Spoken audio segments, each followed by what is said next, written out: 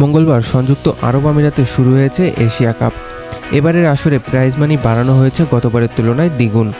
যদিও আনুষ্ঠানিক ঘোষণা এখনও দেয়নি এশিয়ান ক্রিকেট কাউন্সিল, তবে ভারতীয় সংবাদ মাধ্যম জানাচ্ছে চ্যাম্পিয়ন দল পাবে 3 লাখ মার্কিন ডলার, অর্থাৎ প্রায় 3,41,00,000 টাকা। রানার্স আপ দল পাবে 1,50,000 ডলার, যা প্রায় বাংলা টাকার 1,70,00,000 টাকা।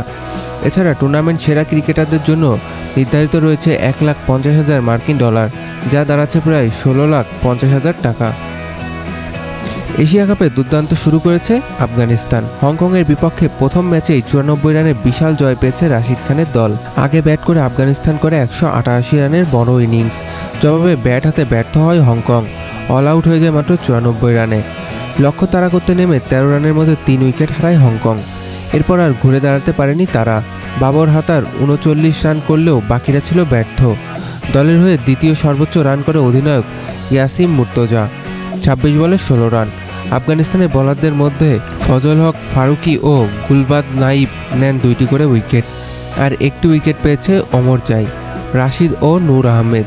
এর আগে ব্যাট করতে নেমে আফগানিস্তানের সেকেদুল্লাহ খেলে 52 বলে 73 রানের দুর্দান্ত ইনিংস। ওমরাজ মাত্র 21 বলে তুলে নেয় ঝড়ো 50। নবী করেন 26 বলে 33 রান।